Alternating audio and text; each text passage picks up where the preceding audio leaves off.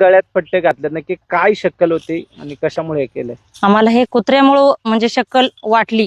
कुत्र्यामुळे आहे ना, आम्ही कुत्र्याचा न वाघाचा संघर्ष चालला होता. आमच्या समोर कुत्रं ओढलं होतं. त्यावेळेस आम्ही काठ्या वाजवत होतो, तर आम्हाला वाटलं कुत्रं नाहीच आता आमच्या हाताळायला यसच येत नाही, आम्ही कुत्रं वाचूच शकत नाही. काठी वाजवतोय पण पायाला धरलेलं होतं.